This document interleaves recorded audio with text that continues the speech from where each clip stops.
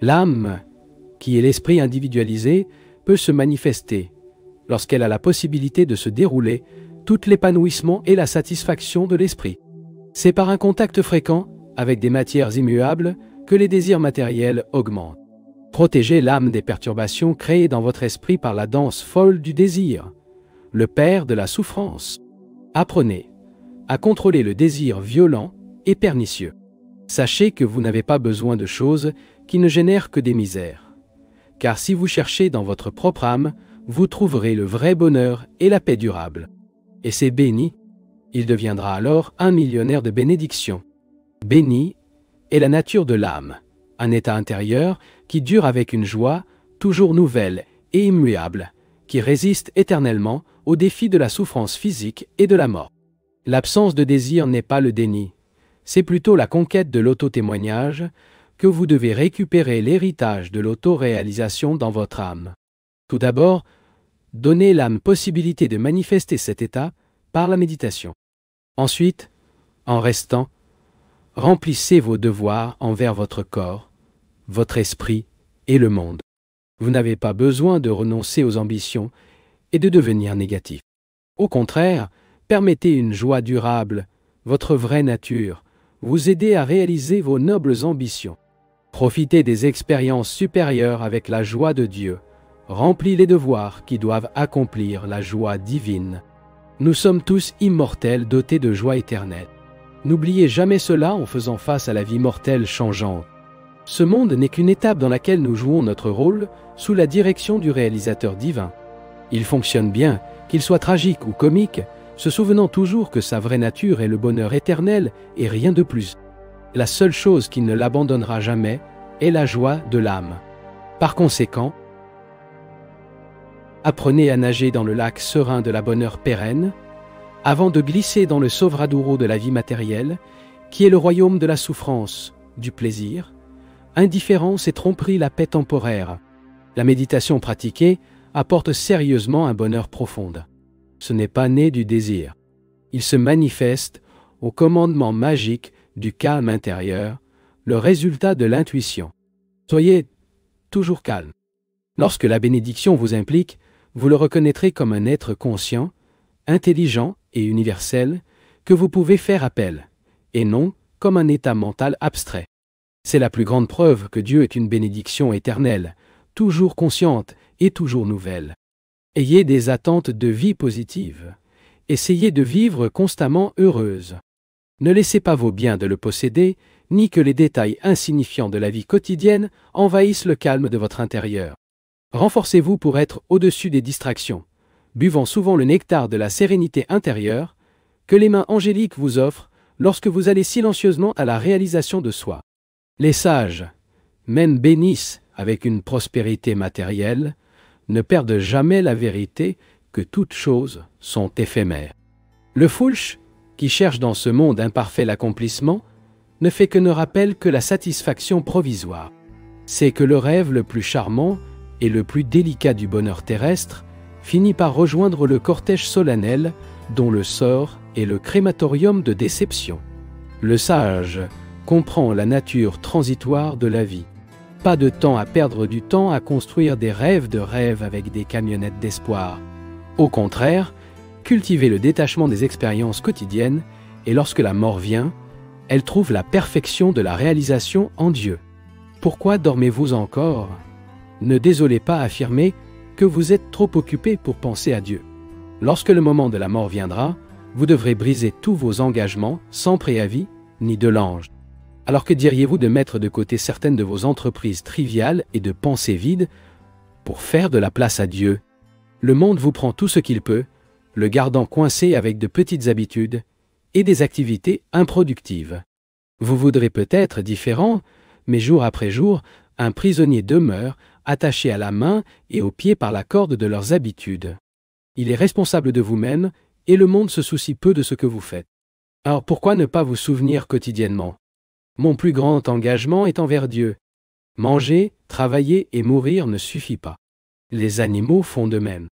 Employez le don précis de la raison dans la recherche de Dieu. Pas besoin d'aller dans le désert où différentes tentations le harceleront et gagneront Son travail est dans le monde car c'est dans le monde que son carmo a mis pour se sauver en service à son voisin. Vous pouvez trouver Dieu dans la solitude de votre chambre, lorsque les premières heures du matin ou avant de vous endormir, préparez-vous à méditer. Avec vos mains sur, disons mentalement, Père, vous êtes omniscient, vous connaissez toutes mes pensées. Parlez-moi, je veux entendre votre voix. Répétez la prière mentalement plusieurs fois, jusqu'à ce que vous ressentiez sa substance. Nourrissez ce sentiment, travaillant, et répétez la prière, jusqu'à ce que vous sentiez le cœur plein d'amour et de séquentier de Dieu. Car ainsi, obtiendra une réponse consciente. Toujours, qui a quelques moments de loisir, faire une prière sincère. Père, viens à moi. Exprime ta présence omniscient. Personne ne connaît leur prière secrète. Et rappelez-vous, vous ne pourrez pas connaître Dieu si en même temps votre esprit est à d'autres désirs. Vous n'aurez pas d'autre Dieu avant moi. Cela signifie que Dieu ne sera pas révélé à personne dont les pensées qui lui sont consacrées ne sont pas assez fortes pour expulser tout le monde. Lorsque vous voulez exprimer votre amour pour quelqu'un, vous n'avez pas à citer les poèmes des autres. Cet amour trouve leurs propres mots qui coulent spontanément de leur cœur copieux. Par conséquent, priez Dieu dans vos propres termes d'amour et en lot, pas dans la langue empruntée des autres. Et n'arrêtez jamais de prier jusqu'à ce qu'il réponde. Désormais, intensifiez. La simplicité n'est pas la misère. Il n'est pas diamétralement opposé à la richesse. Vivre simplement, c'est suivre le chemin silencieux de la modération. Dans une vie d'équilibre entre les extrêmes, se trouve le secret du bonheur intérieur. Les vrais amoureux, en paix avec eux-mêmes et le monde, acceptent joyeusement leur destin et déplorent à juste titre le fardeau des rois. Le bonheur est la condition naturelle et authentique des humains. Peu le trouvent parce qu'ils vivent dans leur périphérie. Ils se distanquaient autant que possible de leur propre centre intérieur. Plus ils deviennent plus riches et plus puissants, plus ils se sentent vides à l'intérieur. Dans les rois, le désir de bonheur est presque toujours frustré. Son désir naturel d'avoir des amis est avalé quotidiennement par la marée de ceux qui essaient de les explorer. Son espoir de trouver une compréhension chez les hommes est submergé et écrasé par la vague de ceux qui se disputent leurs faveurs. Plus les courtisans sont nombreux, plus le roi se sent à l'intérieur seul. Partout, les gens dans leur recherche de bonheur, en dehors d'eux-mêmes, découvrent qu'ils sont allés les chercher dans une corne d'abondance vide et aspirent fiévreusement les bords d'un verre en cristal dans lequel le vin de la joie n'a jamais versé. Être heureux, c'est s'efforcer de réduire les désirs et les besoins. En plus de cultiver la capacité de les servir à leur propre volonté, souriant toujours intérieurement et extérieurement, malgré tout obstacle.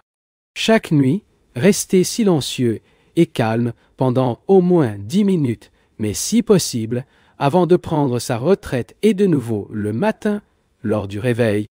Cela créera en vous l'habitude ferme et incassable du bonheur, qui vous permettra de faire face à toutes les situations difficiles de la bataille de la vie quotidienne.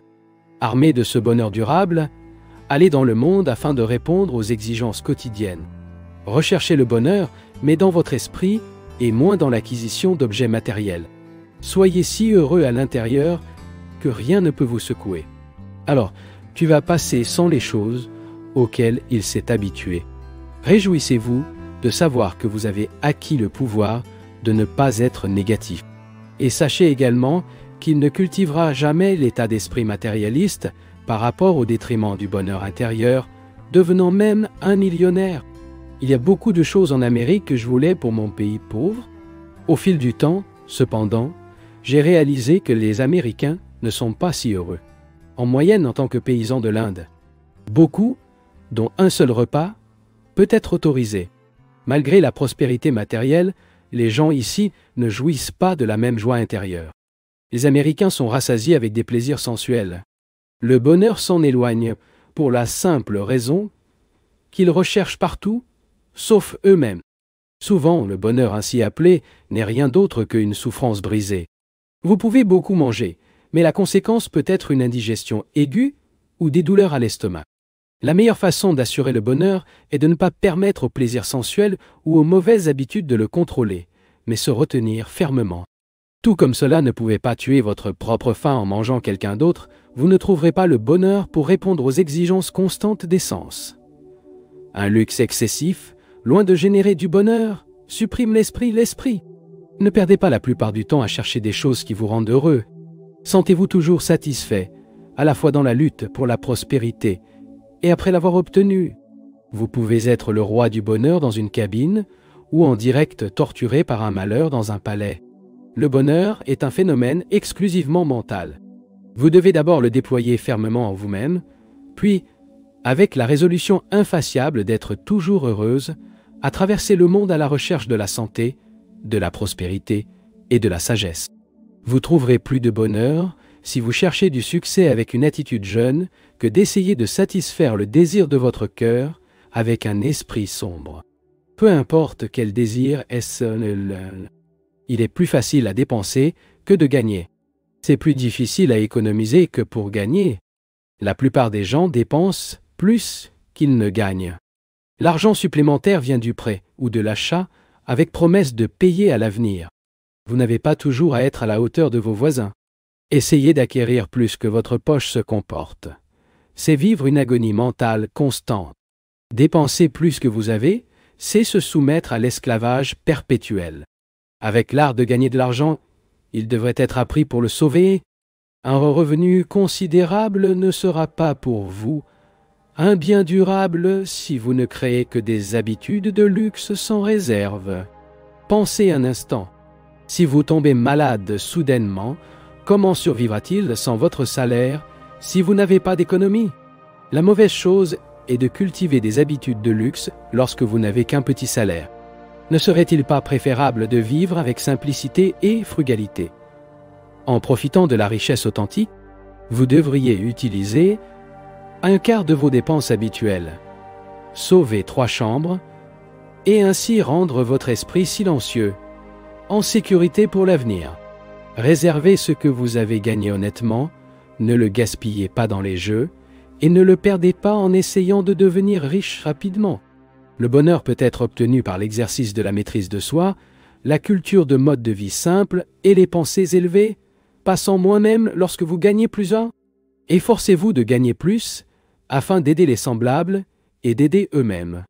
La joie est une fleur trop délicate pour fleurir dans l'atmosphère polluée de l'esprit humain, qui poursuit le bonheur en argent et en biens. La joie a aussi des déménagements lorsque les gens l'arrachent insuffisamment, imposant des conditions au bonheur et se disent « Je ne serai pas vraiment heureux avant d'acheter cette voiture, ou les vêtements, ou la maison, ou le forfait de vacances à la plage. » Les matérialistes aussi désespérément. Ils poursuivent le bonheur idiot, ne l'attrapent jamais. Même s'ils avaient tout, ils ne seraient pas satisfaits. Et le bonheur continuerait de s'enfuir. D'un autre côté, le bonheur pousse spontanément dans le cœur de ceux qui sont intérieurement libres. Il coule naturellement la similitude de la source de montagne, après les pluies d'avril. Dans les esprits habitués à un mode de vie simple qui, par leur propre volonté, a renoncé à la tourmente des besoins sauvins, le château de rêve d'un esprit troublé.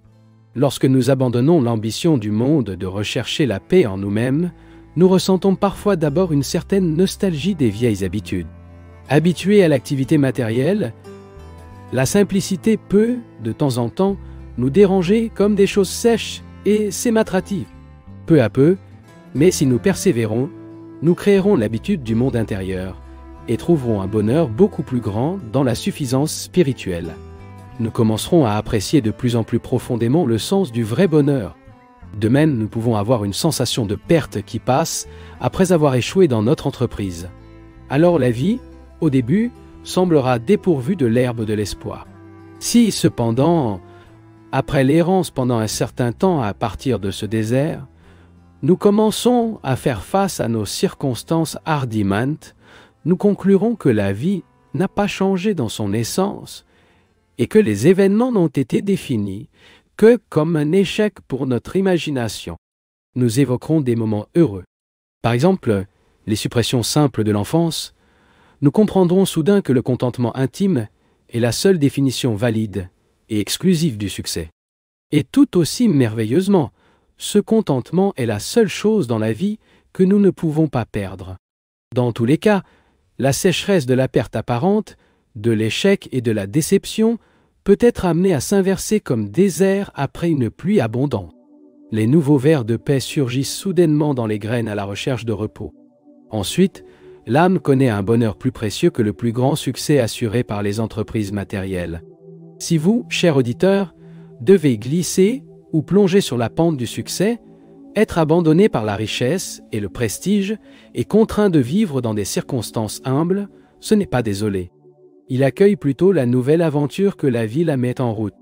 Si les rêves sont des menteurs et le ruinent, adaptez courageusement à la nouvelle situation.